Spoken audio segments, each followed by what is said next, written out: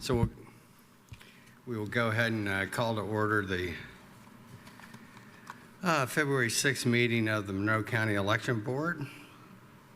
First item of business is approval of minutes.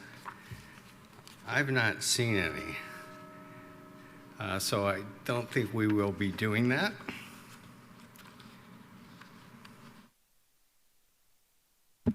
I will make a motion to table the approval of the January minutes until the March meeting.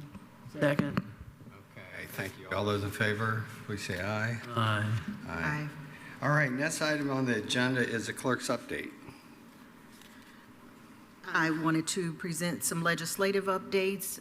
Just yesterday, I returned from the Association of Indiana Counties legislative meeting, as well as both the Senate and the House elections committees met this week. And so I thought I'd just give you an idea of what bills are out there that could impact elections and voting.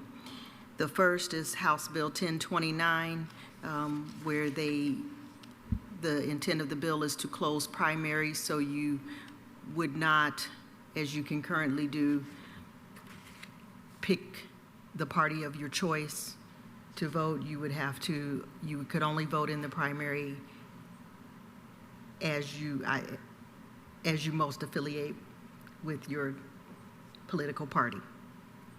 Did that make sense? So if you're a Republican, you vote Republican in the primary. If you're Democrat, you vote Democrat in the primary. You do not cross over.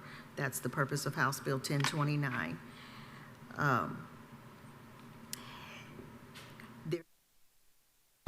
There are two bills regarding school board elections. I don't know which one will pass ultimately, but the point of the bill is that school board candidates would have to declare their party on the ballot. It would no longer be nonpartisan.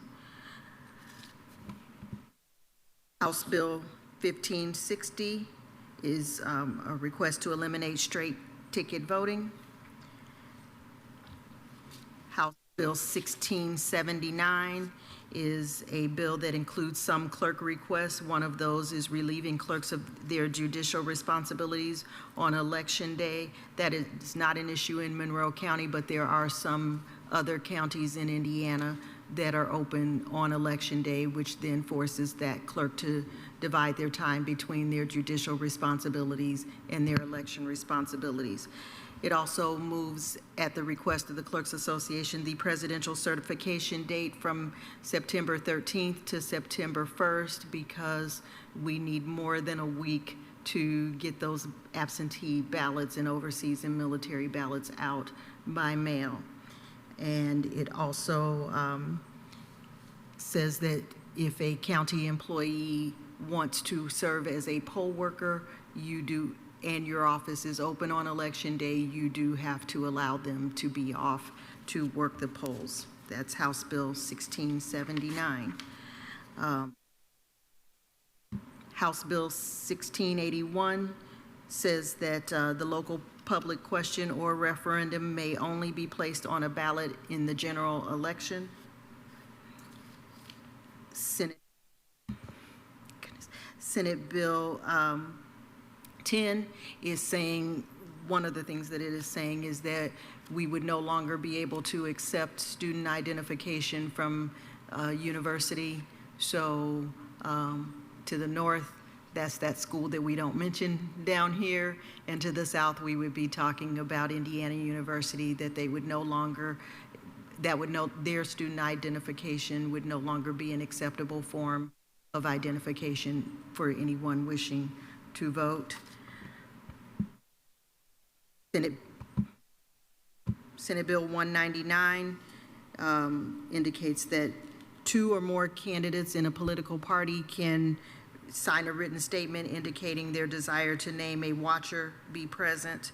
I did testify on that bill with a request that if you are going to appoint watchers, that you make county clerks aware in advance of the credentials that the watcher will be wearing, so that we can easily identify them as watchers and they are not mistaken for early voting workers.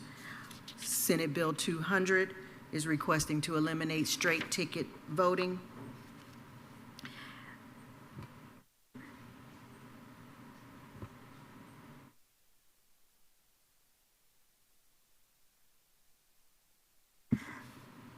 Senate Bill 284 is a bill requesting to reduce the number of early voting days down from what is 28 currently. This bill called for 7, but I believe that they are negotiating for 14 days. And we are hopeful for a bill that leaves it to the county election board as to how many days of early voting would be adequate in a particular. Sorry, my mic. So for a smaller county, you may not need the full 28 days. For a medium to larger county, you may want 21 to 28 days of early voting. And I believe that is everything that I wanted to share. If any of that sounded meaningful to you, you'll want to reach out to members of both the House and Senate election committees to express whether you support or do not support a particular bill. Thank you. Okay, thank you, Nicole. So the next item on the agenda is the Election Central Update. And I think you're going to share some post-election survey reports. After the election, we sent out 420 post-election surveys and have received back 138 so far as of yesterday. Sent out to whom? To our poll workers. Okay. Sorry about that. No, sorry. Many workers have asked to come back and work in the May 2026 election. Most have also stated that they would like to stay at the same location. There have been a few requests to bring back half-day shifts as they feel that it is just too long of a day for them to commit to. Comments regarding the recruiters consist of recruiters being polite, helpful, and prompt with their responses, making sign-up a smooth and easy process. Some voters feel that recruiting should begin 3 months in advance, as many of them can't drop something to sign up for a training class, which we have had comments about that in the past, but we've just always kept it to that month before. And then some poll workers have also requested that we extend training classes to a longer amount of time, as they feel it is too much information to learn in an hour, as well as some have also requested some de-escalation training for situations they don't feel like they are prepared for. We have requests from poll workers that Monroe County should become a vote center county, as there are too many voters who are not being able to vote due to not knowing that they have a specific location to vote at. I feel it is important to me to also inform you that during the 2024 general election, we had many voters who felt that they were at a disadvantage due to our voting style in Monroe County. In Monroe County, we've had multiple voters as well as an additional 118 voters on provisional ballot day that could have been voted due to being at the wrong precinct. Another comment is just currently House Bill 1633 is a study of election issues that is being taken place right now, and they are studying scheduling of local elections and requiring all counties to use vote centers. From a professional perspective, we would feel more comfortable moving to vote centers on our own rather than being mandated by the state. If you guys have any questions or concerns, please just let me know. Thank you. Any public comment on the Election Central Update? I have 1 minute. Can you please? It's just a small input and observations in particular. Okay. Cheryl Langdon.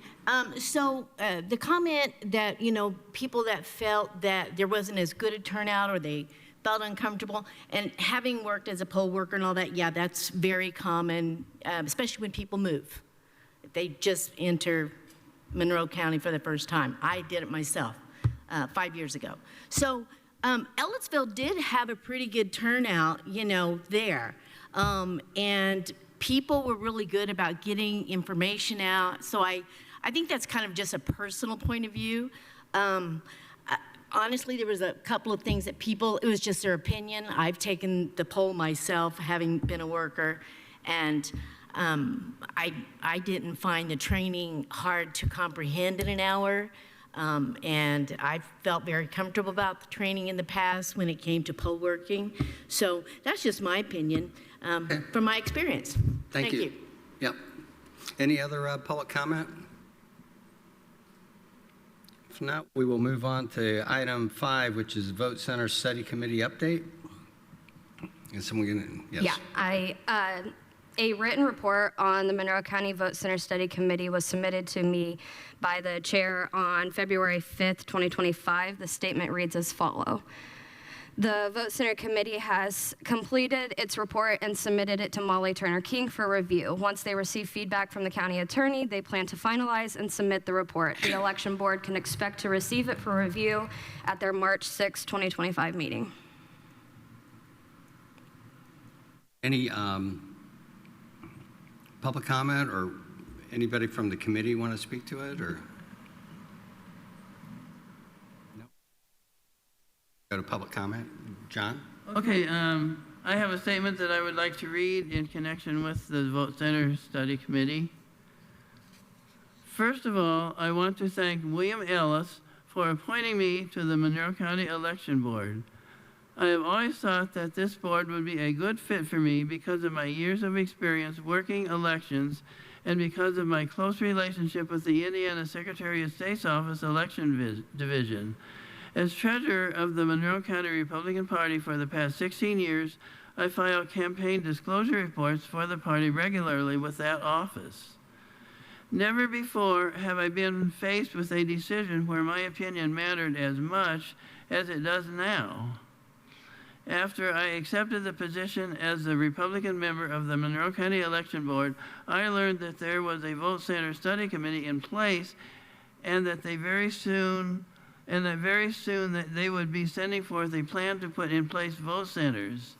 I knew instantly what that meant, as I already knew that to put vote centers in place, a plan had to be approved by unanimous vote of a county's election board. I have given considerable thought to this. I know that vote centers are popular with lots of people. The question is, do I want to do what is popular or what is the correct thing to do? We have a new governor in Indiana as of January 13, 2025. The new governor, Mike Braun, has publicly stated that he wants a substantial cut in property taxes, which is the primary funding source of funding for county and city governments in Indiana. The history of government in Indiana is that governors most of the time get their way with the legislature. My thinking is that Mike Braun will get his way and property taxes in Indiana will be cut. If there is a cut in property taxes, that means less services. With vote centers, there will be a considerable cost to implement them. In our county, we have a paper ballot system for casting ballots rather than a computer-based voting system. The way it is now, the ballots are pre-printed and delivered to the precincts. If you have a vote center system, you will have to have the ability to print a ballot for each of the county's precincts at every vote center site. This is according to the staff attorney at the Secretary of State's office.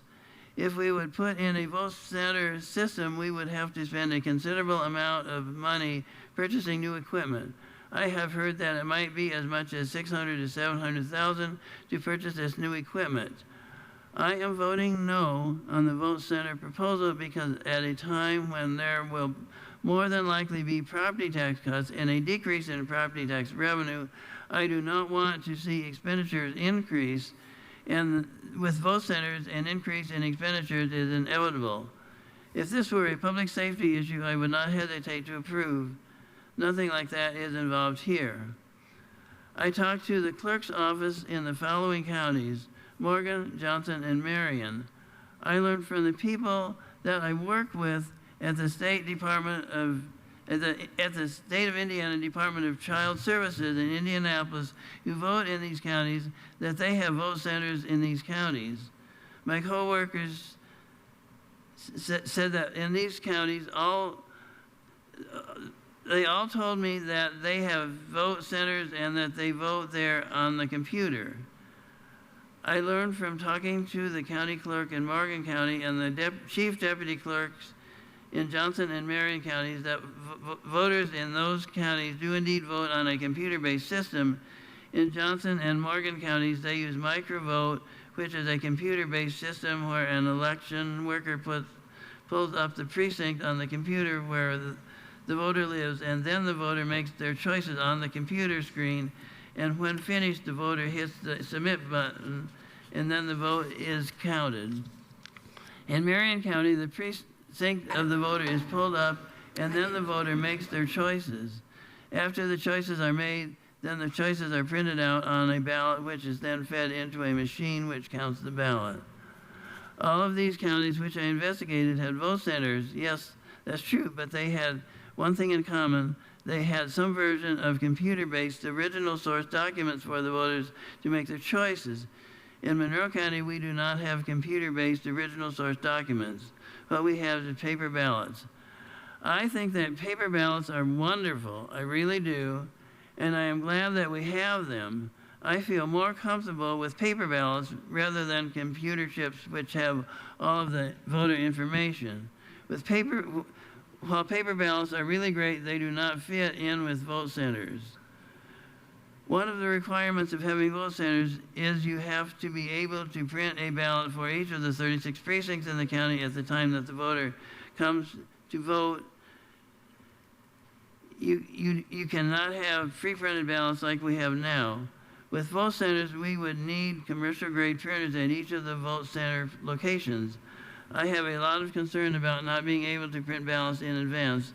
I would think that this would slow down the voting process for the voters. The main thing that I want to do is the right thing rather than what is the most popular thing to do. My mind goes back to 2004 when I took a cruise ship to Alaska with my family. The ship stopped in Juneau, the capital of Alaska. We toured the town and I walked down Seward Street. William Seward is one of my heroes in history. He was Secretary of State for the United States in 1867. A piece of land was offered for sale for $7.2 million. Mr. Seward was highly criticized for wanting to make the purchase, but he went ahead and purchased the land anyway because he felt that it was the right thing to do. And the land that he purchased was the Alaska Territory. I think that we are all glad that he made that choice. With the vote centers, the popular thing to do would be to approve, but since the county will more than likely be faced with a loss of revenue from property taxes, approving the vote center plan would not be the right thing to do because of its high cost, especially since property tax revenue will likely be cut. I wish to thank the vote center committee for all of their work. I know they've worked real hard on that, and they're to be admired for their dedication, and I do admire them a great deal. They are to be commended for their dedication to a cause that they believe in. I also wish to thank the county auditor in Morgan County and the deputy auditors in Johnson and Marion counties for taking the time to talk with me about this issue. I am looking forward to working with all of the staff in our election office. There is a great deal we can accomplish going forward. My vote is no. Do we have any other public comment?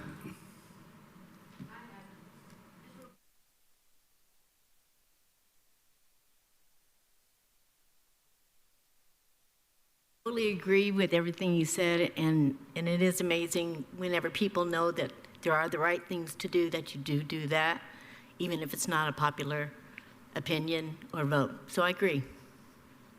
Okay, we have someone online with their hand up.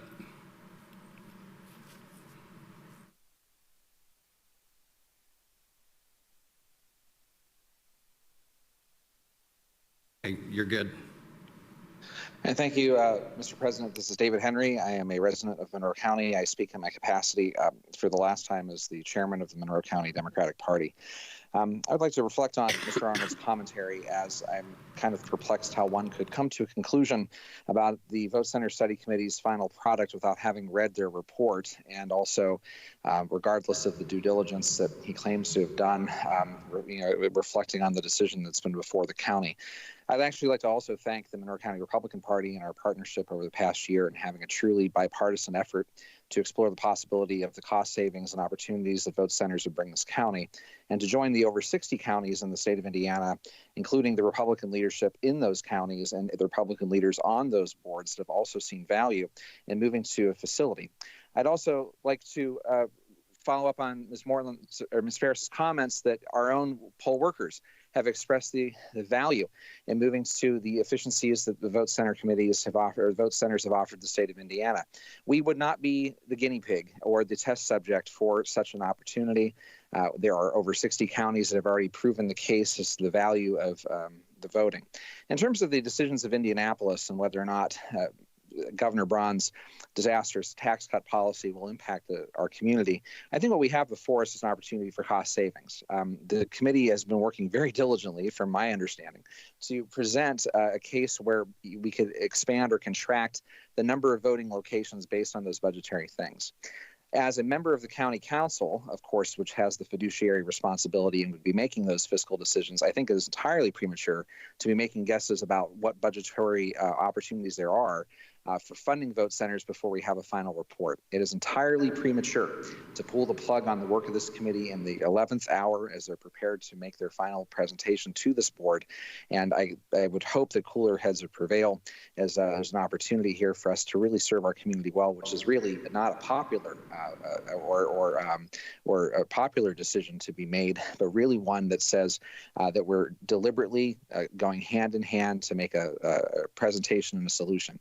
I'd like to say finally, regardless of whoever's in the chairpersonships of the respective political parties in this community in the next few years ahead, that I cannot imagine that we will put this plan on a shelf for another decade and a half.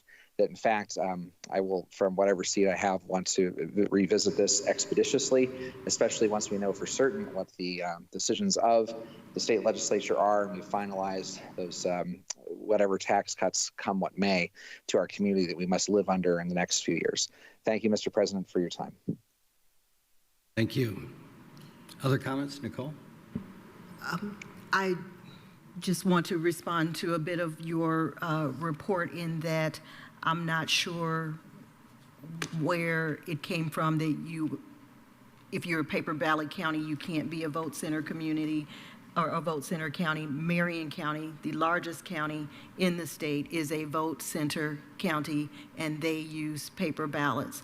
I think that you are confusing something. I'm not quite sure, but it would operate very much like early voting does now. And so if you vote early, we do what is known as ballot on demand. So it is right there when the voter comes. You print the ballot on demand, and they get the ballot that they would have gotten had they voted on election day. So that's the piece that we're already familiar with that piece in Monroe County. And again, I know that we are not the only paper ballot county.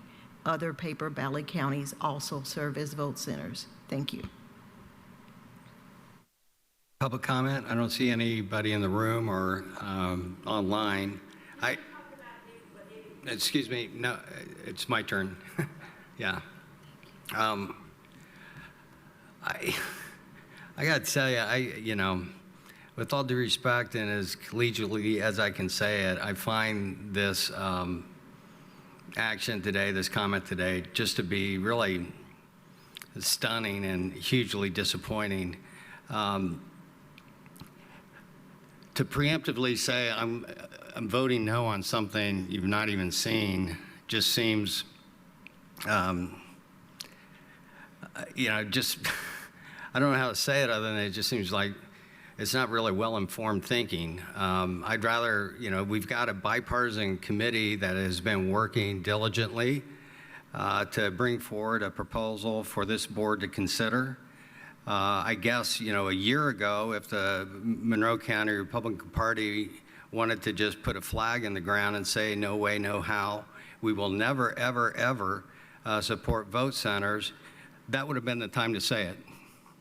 And then we wouldn't have had, the time and effort of a bunch of volunteers studying, working, and taking public input, putting in the work to evaluate some alternatives for this body to actually deliberate and make a decision.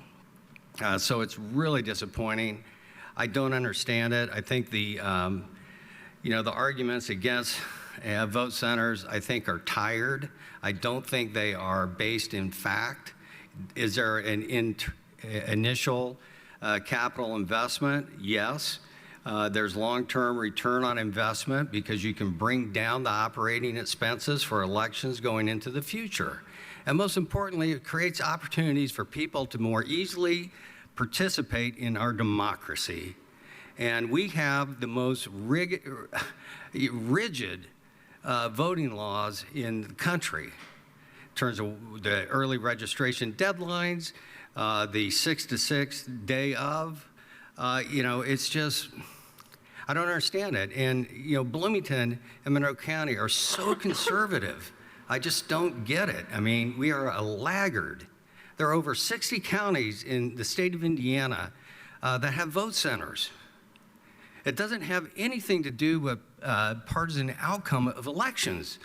It has to do with service and providing service to the citizens, to our taxpayers, and enabling people to participate in our democracy.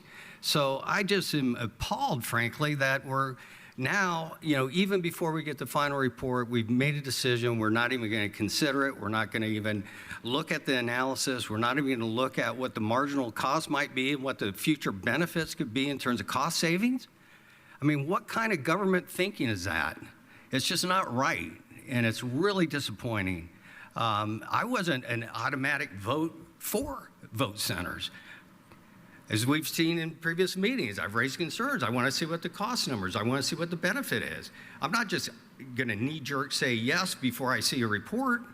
I want to actually see it and study it and do the deliberate work that we're supposed to be doing as appointees to this board. So, it just seems, really disappointing. There are people in this community of all political stripes that would benefit from a system of voting that is more customer-centric. I think the notion of, what's going to happen with, the state budget. I mean, I've been in, local government long enough. You can't predict what's going to happen. And at the end of the day, every government body has to make choices on where they want to allocate finite resources. And you may determine that in the scheme of things, there are other pressing priorities that are more important than the initial capital investment to transition to a vote center. And that is a very, very legitimate outcome or decision to make. But to just speculate on what's going to happen, I can tell you what's going to happen. I mean, having been a mayor and in local government, what's going to happen is what always happens. The state government dumps unfunded mandates on local governments. They dump responsibility, they cut expenses, and just shift and shaft. That's what has happened forever. And it doesn't matter whether it's a Republican governor or a Democrat governor. That's the way it's always been. So, I mean, if we're going to just speculate that something bad's going to happen in the legislature, we're never going to do anything to serve our community, because you're going to be in a constant state of paralysis of worrying about what's going to happen. I mean, that's just reality of local government. I mean, there's finite resources, infinite need, make priority decisions, and that's a good thing to do. But to just prematurely say, look, we're a meeting away from having a final report from this committee that's been working for over a year. Don't bother bringing it to me, because I'm voting no. It just seems, I don't really, I mean, if you're going to vote no, it just seems like I wouldn't do it that way if it was me, but it's not me. So anyway, I've rambled enough. Unless there's other public comment, I would say that we move on to new business. You have to come up and do your thing, but sure.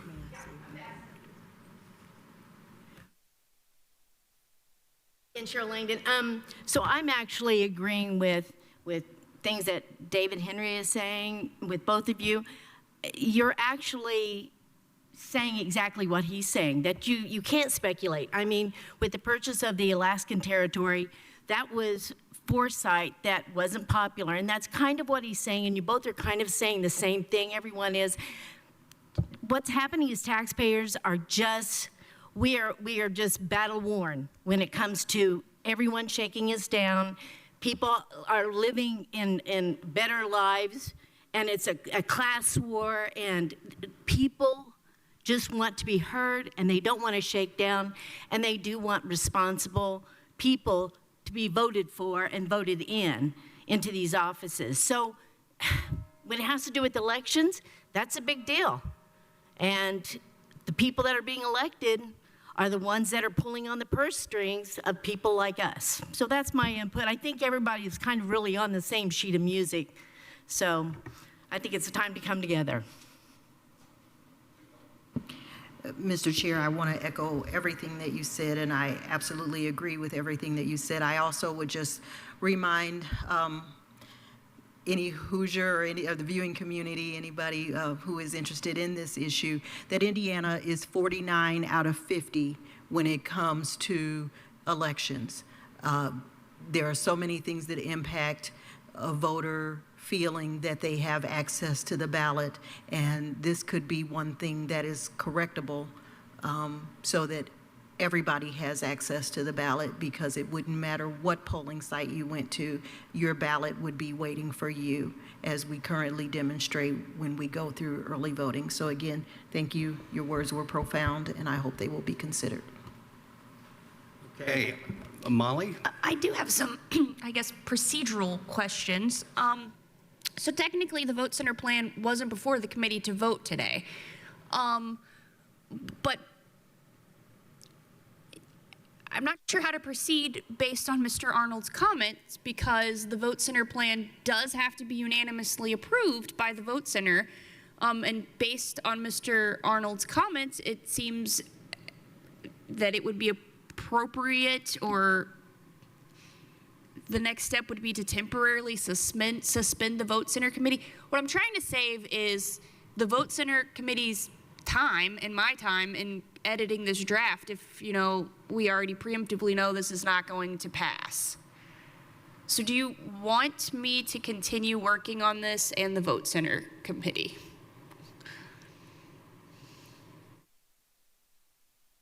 Well, I absolutely appreciate what you're saying, and I think we owe it to the committee, and we owe it to the community to have an actual report and recommendation. And then if we don't get unanimous vote on the board, so be it. But if the local Republican Party is going to oppose this, then let's do it on the record and have an actual no vote, because there's nothing to vote on today. But I don't like the idea of quote unquote wasting people's time. I don't think we would be wasting time, because I think it's important to actually have this report so we know what the proposal is that people would be voting on or voting against, and we would have a record of it.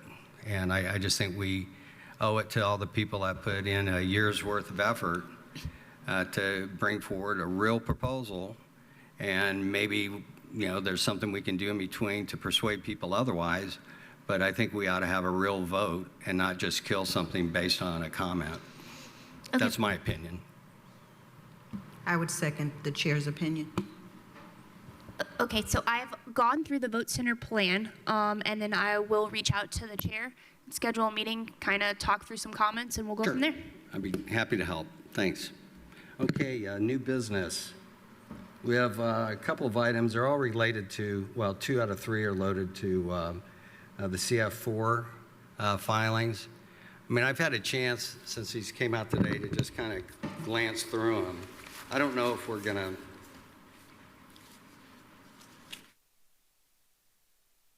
If I'm reading these right, they're essentially the same letter. Yep. It's just a different notice. Correct. The first, second, and third ones, they just change with a couple of the wordings. And then the first one changes with not having the policy that was approved by the election board in November. That's the only thing that's not added into that one. Which is that the delinquency notice or the? So the delinquency notice, all of these notices actually came directly from the state. They are from our handbooks for the campaign finances books, our handbooks that we receive. The delinquent notice is the only one that is different from the other three. The first, second, and third offense are all going to be the same besides a couple of words. And we have what appear to be like pleadings. The last one is the hearing notice if you guys had chose to have a hearing on one of the CFA filings, which generally those were the CFA 11s that we would call hearings in the past. Translate the CFA 11 is? CFA 11 is if they receive a contribution of over $1,000. Largely big donors. Yep. Yeah. Well, John, any comments on these? They look in order to me. I think, Molly, did you have something you wanted to add? I just received these this morning, and looking at them, I think the code section is wrong. And then I have some additional thoughts, but since I just received them this morning, I would like to have the opportunity to review them a little bit more in depth. So do we, I'm okay with that. I mean, would we need to do like a motion to take weak language? Correct, you would table it to the next meeting. If we table to the next meeting, that will just be delaying the sending the letters to the ones that have not filed yet another month. Is that okay with the election board? Yeah, it is with me. I mean, I'm just me. I don't know about that. Well, for yeah. generally speaking, these are all going to be first offenses, so they're not going to be required to do a fine or anything. Same with all the ones that are delinquent that have not turned in at all. It'll be first offenses for them as well. Okay. And I was looking at and I appreciate the list. Yep. To me, that's really helpful. It gives us a sense of scale. And but if I'm reading this right, with maybe this, well, no, never mind. Some of these look like they may be There would be 12 in total. the campaign committees that just didn't do their annual filing. So 2 of them should file with the state, and we generally receive a courtesy copy in our office. We just have not received those courtesy copies, so it's basically questioning, just making sure that they have filed with the state in time, which I know one of them I have been confirmed already that they have. They dropped off a courtesy copy today. So can I get a motion to table this until the March meeting? So moved. Second. All right, moved in second. All those in favor, please say aye. Aye. Aye. Aye. All right, the next item is, I think this is more of an update on early voting location search. So I and Chief Deputy Laura met with Richard Kreider earlier this week about a location that could potentially be for our early voting location. They have a spot in the Showers building that could be used. We do plan to have maybe a day that we can meet to go over there and set up a date so that you guys can take a look at it individually. And then I also give you guys maps and layouts of what our Napa building was with the square footage of that as well. I just wanted to give an update that we do have a potential location, just waiting on a couple more of approvals, and then I do believe he will be going back on February 20th for another meeting with the commissioners. You're talking about, is that Showers West? Yeah, it'll be part So of not the the government east. area. Yeah. I mean, I would just encourage the team to consider alternatives to downtown. I'm not sure the vote center has to be in the center of Bloomington. Look at it from just where population centers are, access. I mean, Showers West is not going to be very accessible to folks because of the lack of parking. The Napa site worked well. It was easy to get in and out of, and it wasn't just in the heart of everything where you had to, you know. So I would encourage you to think about, you know, some other locations that may not be traditional downtown, because I think you probably get a lower cost in terms of rent, and it may be on a more accessible, you know, corridor. And there certainly is some vacant spaces around the county. So,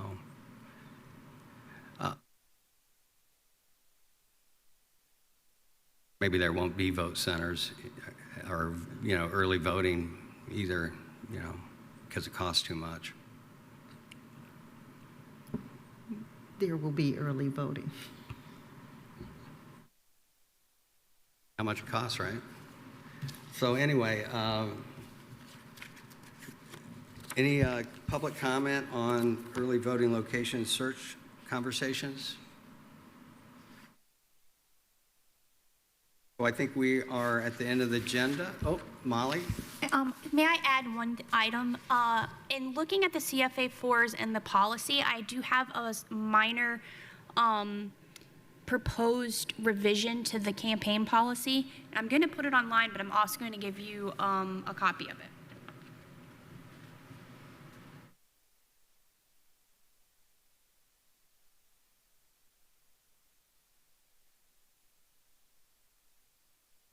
It's all, yeah, okay, yeah. That's yours. Oh.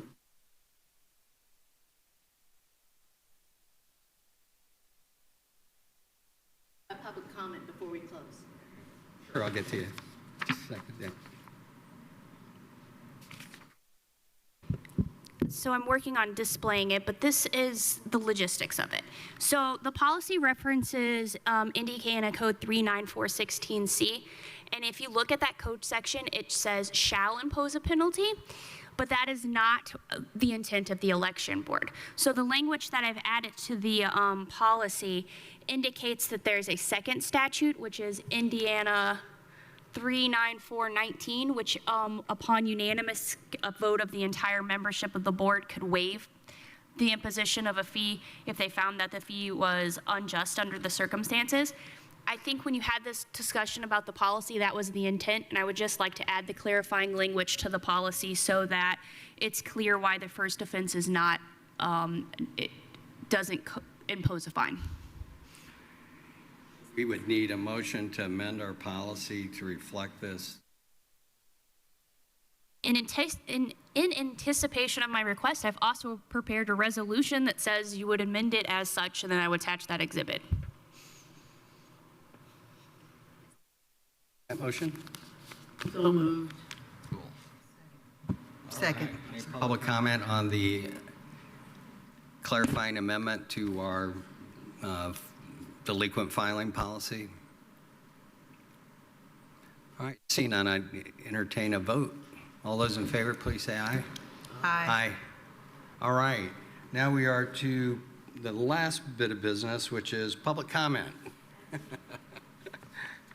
The floor. Oh, I'm so sorry. All right. Name is Cheryl Langdon, and most people are familiar with me. This was something that I hate to bring new business, and it's really old business, but I've not had an opportunity. I get 3 minutes each time, so this is going to revisit something that is going to be unpleasant. Last May, I wasn't present at the election board meeting and could not defend myself against false accusations launched against me. I will address one of them today.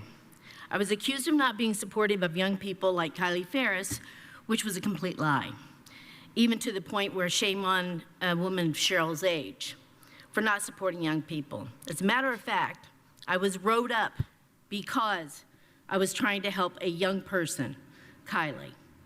When Clerk Brown created a new non-existent position specifically for Kylie in 2023, there was no physical office space or desk for that position.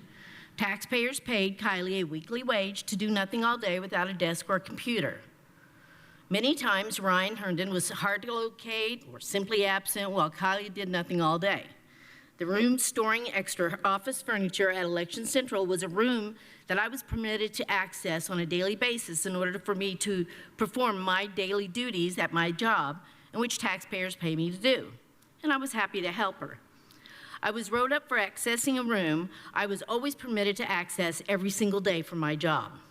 I was actually wrote up for helping Kylie get her desk on a regular work day in which early voting had not started yet. It was just a regular work day. There was no need to lock up the room, and it was in a month before early voting, and incompetent Ryan Herndon unnecessarily locked up the room, preventing the workflow of the Election Central's daily operations, disappearing for hours on end. Sometimes he was absent the whole day, and he would restrict office personnel from doing their daily required duties that taxpayers pay us to do. When I complained, I was held prisoner, rode up, bullied, and targeted with hostility. That's when Kylie was given the keys to the locked space during early voting because Ryan was constantly absent. And Kylie, in concert with Ryan's absenteeism, caused the security breach. Because I helped Kylie in the beginning, which exposed Herndon and Clerk Brown's incompetence regarding taxpayer dollars spent unnecessarily, I became enemy number one at Election Central. And because of Clerk Brown's choice of Ryan Herndon as the new supervisor and creating this non-existent job for Kylie, it manifested in a cascading effect of incompetency on many levels, which led to a security breach caused by inexperienced, incompetent Kylie Ferris, with her leaving a room with ballots unsecured during early voting during moments of absenteeism by Ryan Herndon. I have still yet to see any investigation of what happened in 2023 in the 6 months of my brief employment under Clerk Brown's shady regime. It's time for an investigation and a cleaning of the house. Thank you.